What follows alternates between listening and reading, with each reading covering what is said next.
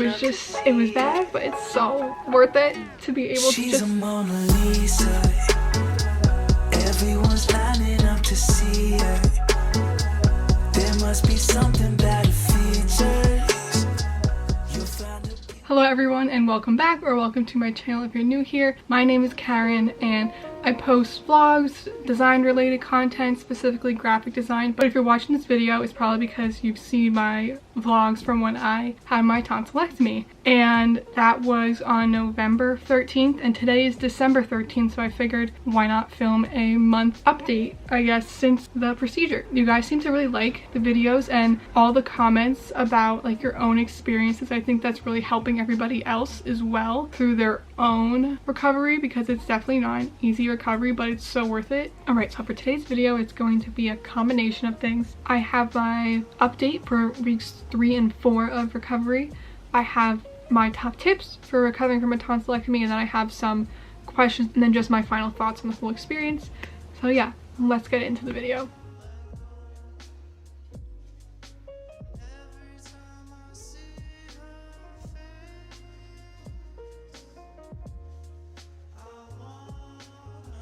I'm gonna have to take frequent water breaks because my throat is still dry as sandpaper, but you know, I can talk, so I can't complain. So, throughout week 3, I was taking Tylenol, but I started taking it less and less. It was usually before I went to bed, and then after I ate breakfast, but then I would go the whole day with no Tylenol, nothing. But I still also drink a shit ton of water. I'm telling you, I carry this around with me everywhere. I try to drink 4 to 5 of those a day. I still couldn't yawn fully until just a few days ago. I didn't feel any tightness or any pain from yawning. So I'm editing the video you're watching right now, and I totally forgot to mention a pretty important thing that happened that I would like to add in case it happens to anybody else. On December, I'm looking at my computer. On December 2nd, around like 5:30 in the morning, I started feeling really itchy. Like the night before, arm was a little itchy, but I thought like I have dry skin, like whatever. I just didn't think anything of it. But then I woke up at 5:30 and my legs were like covered in hives, and it was burning and itchy. I mean, it's just like a rash with hives that was on my legs, the calves, inner thighs, everywhere. Also my face was also all swollen. In order for me to sleep, the only thing I had was the steroid the doctor gave me. I didn't have any Benadryl, so I only took one. I looked it up before, and it was like a sister drug to Benadryl, so I took that. But then I called my doctor the next day because I would just break into hives randomly.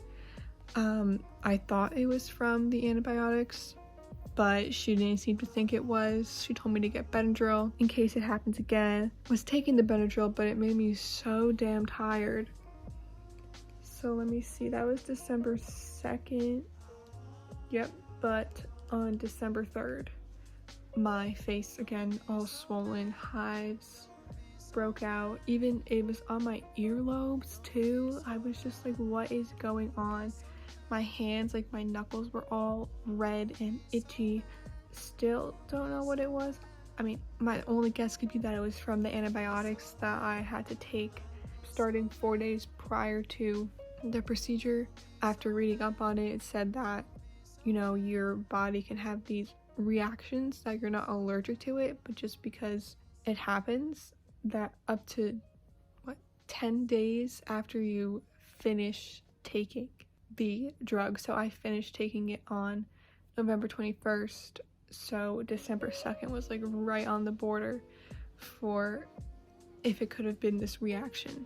So I just wanted to throw this into this video. It may not be related at all to my tonsillectomy. It could have just been something random that happened, but I figured it would be good to throw it in case it does happen. Anybody else, you could at least be a little prepared. Yeah, that's it. Enjoy the rest of the video. And then I had my 3-week post-op appointment on Monday, December 7th. So there, my doctor said that there was still some white spots, some scabbing, but that it was completely normal. Just have to hold off on eating anything crunchy until I can yawn or cough with no tightness, without feeling any stretching, without feeling any pain. So yeah, anything she says, I followed it to a T. During that time of the 3 weeks, since I was still able to eat solid foods, I started cooking again, and I was eating, so my breakfast was always oatmeal. For lunch, I was having rice with cooked down vegetables like peppers, zucchini. Can't think of it. I don't think I had really anything else besides those. Onion, and then tempeh for lunch, which is all very soft, and then dinner was either pasta or mac and cheese. So it was still solid foods, but it was definitely still soft. Like I wasn't having tacos, or I wasn't having a cheeseburger and like trying to stretch my mouth wider than I could.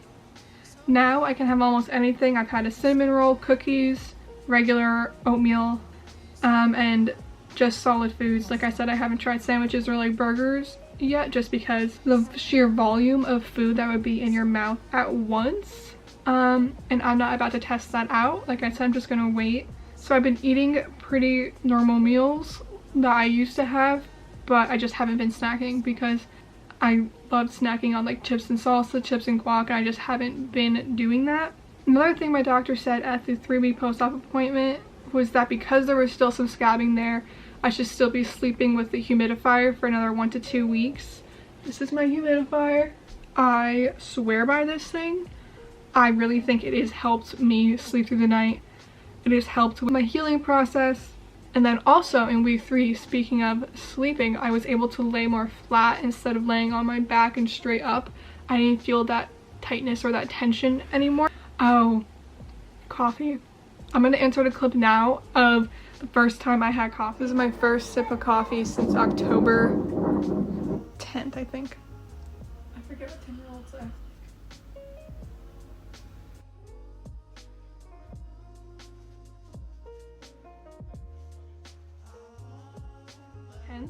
And I stopped having coffee in October because I read from another ENT website that the coffee would dehydrate you.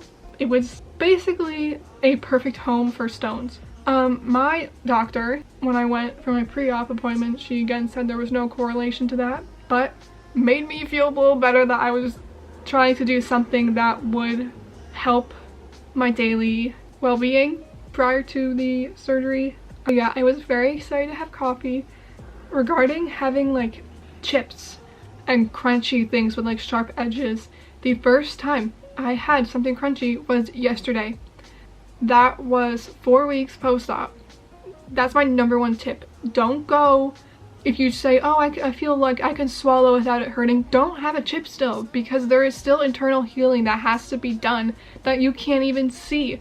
So don't do it. It's not worth it. Wait.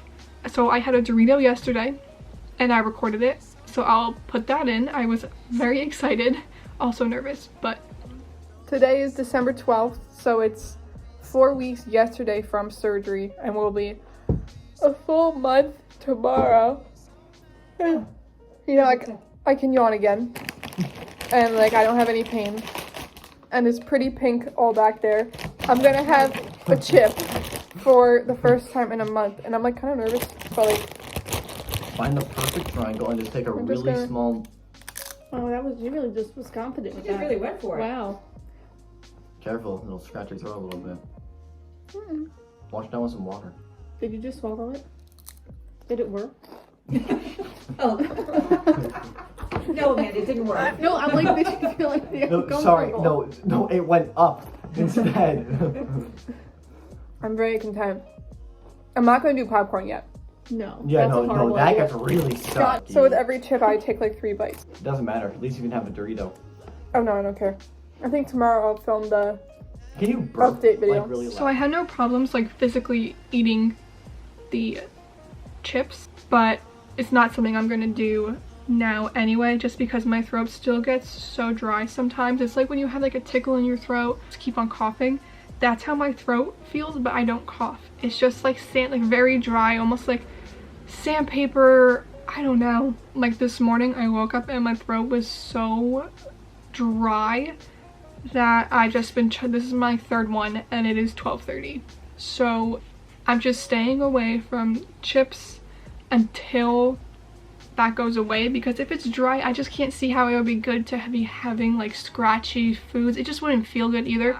And last thing, like update wise, was that this recovery has helped me realize how much I love just cooking for myself again. Pre-tonsillectomy, like over the summer and then in March for sure, I would feel so fatigued all the time that by the time 3 o'clock hit, I would be napping till 5.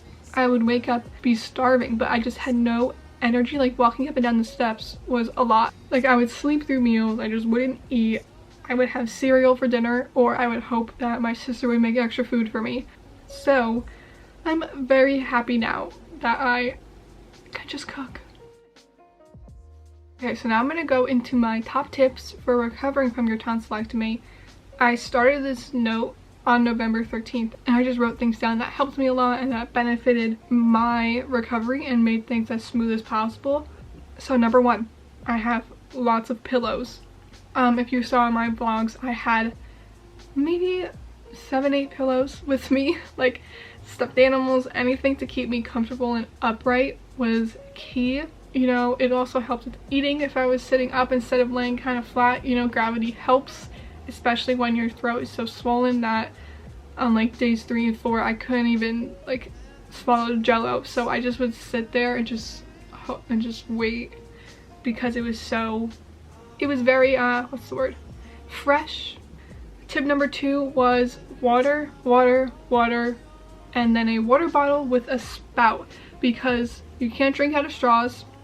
And since I was just like laying on the couch, I realized if I had a cup that just had an open top, I wasn't drinking water enough, because I didn't want to constantly be reaching over to get it. So found that my sister had this water bottle that had the spout and that it's like leak proof. So I was able to just literally, I think I just sat with it. I just would literally like hold it while I was sitting on the couch. It also acted as an ice pack if I needed it, because it was cold. But I like that there was no straw. I can link this down below. And it had the spout so that I was able to get a decent amount of water at once. But I was also able to control it. It wasn't just like an open lid that I had to screw off, and it just helped with my ability to drink water easier and more frequently. The next thing I have is that if you have the iOS 14 update, add the reminders widget to your home screen for your medications. So what I did first was I went into reminders and I made a second list.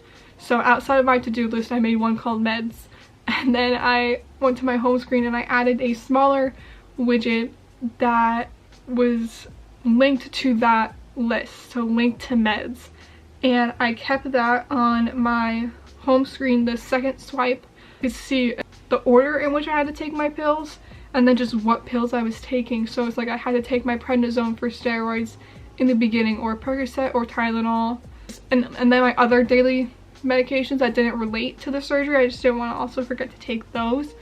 Made my life easier. Number 4 would be the collar ice packs, or like a malleable ice pack. So if you saw my vlogs, you saw that I had the ice packs where I would either wrap it around my neck like a necklace or wrap it up. The reason I loved these was because it was hands-free. I didn't have to hold it there.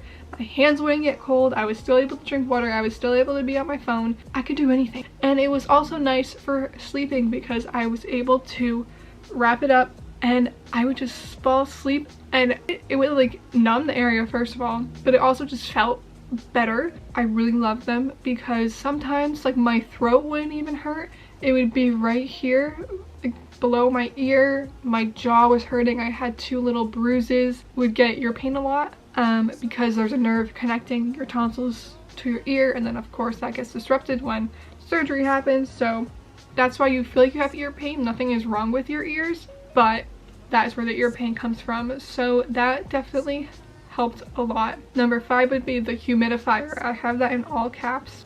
I would just sit with the humidifier on. I would sleep with the humidifier on religiously. I liked this one. I'll link it down below, because there's this setting where you can set the humidity levels. Let's say I was like, I don't need it to be like a rainforest, like I just need a little bit. So I was set to like 65%, and then it would turn off once it sensed the room. Like I had another humidifier, and I would wake up and there would be like a fog in the room, and that's not good for your paint, that's not good for your windows, it's just not good for anything. So I really like how it had that setting. Again, I'll link it down below. Another thing would be, if you can have Tylenol, I recommend getting the extra strength Tylenol capsules, because when I was still taking like the Percocet or the prednisone, they were just regular pills, and then they were heavier and they were harder to swallow. But then I realized once I took Tylenol, the capsules were just so light and it would just float and it would just glide down when I had water. Like I didn't even have to try to swallow it. So it was just the easiest to swallow. They worked really well. I used those more than I used Percocet for sure. Like I only used Percocet for maybe the first 3 days on and off. So yeah, I got them at Costco, a huge pack of them, which was great because I never ran out. My last thing I had written down was to get a kid's toothbrush. Why I thought of this, I don't know how I thought of this. I was like, I have to brush my teeth, but I couldn't barely like open my jaw enough to get everywhere.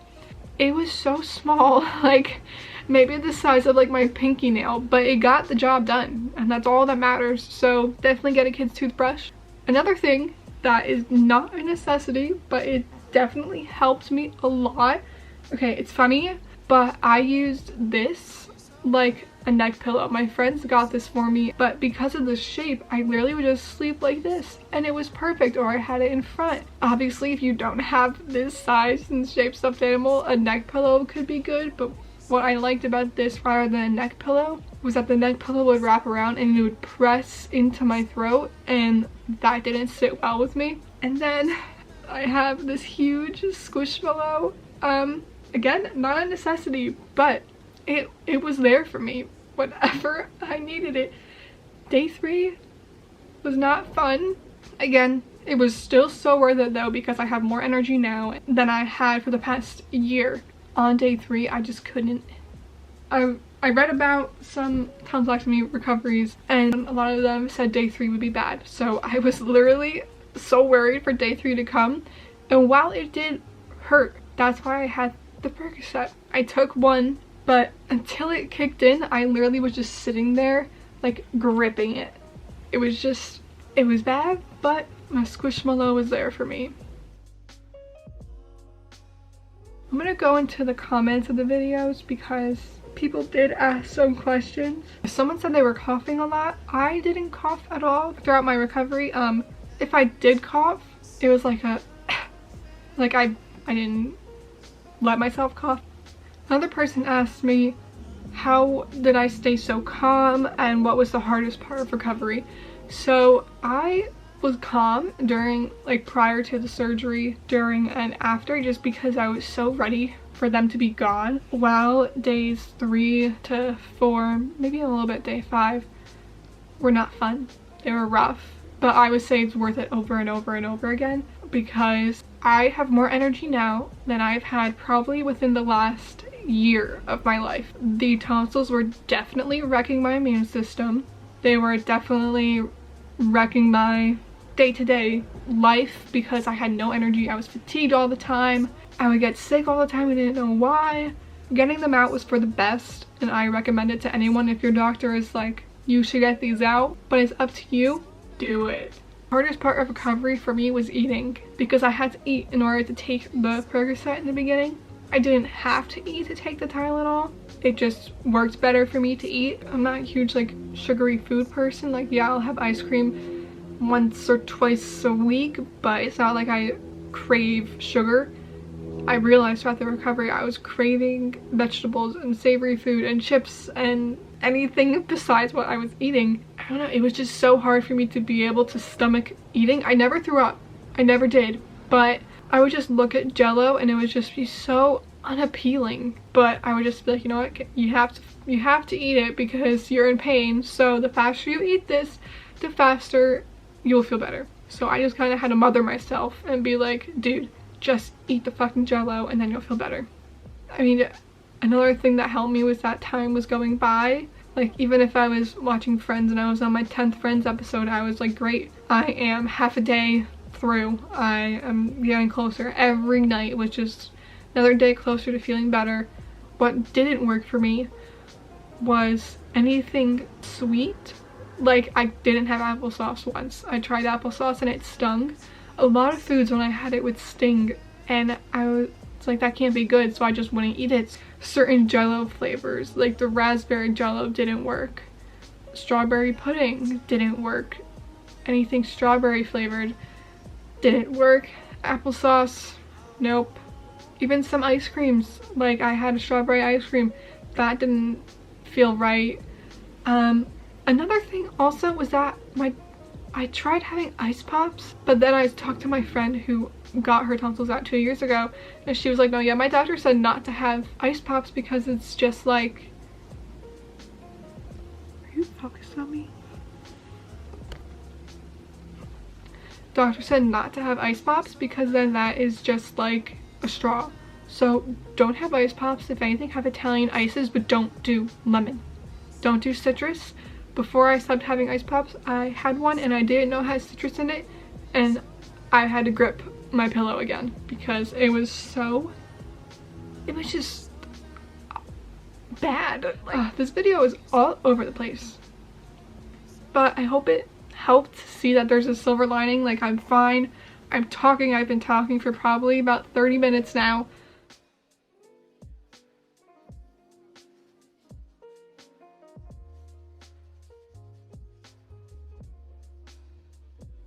Yeah, you'll get there. I promise. Like, it sucks, but it's so worth it to be able to just live again and have energy and motivation and, I don't know, not be sick all the fucking time. Yeah, I would say that is the update. If you have any further questions, more specific questions that I didn't cover, leave them down below and I'll be sure to answer them.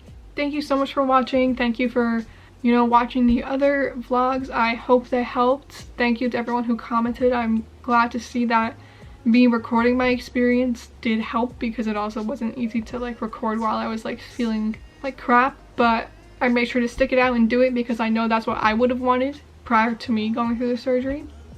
But yeah, if you like this video, please give it a thumbs up and comment down below any questions you have. Please subscribe as well if you enjoyed this video and you want to see future updates from me. I plan on vlogging a lot of studio content regarding my Etsy shop. I've expanded on my products and I'm shipping out more things. I am designing a lot more and I'm, you know, I don't know. I just plan on vlogging that so I could document it.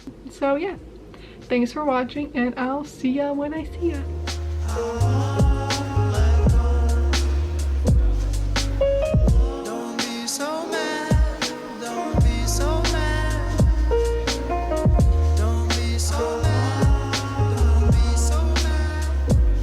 But it's so worth it to be able to just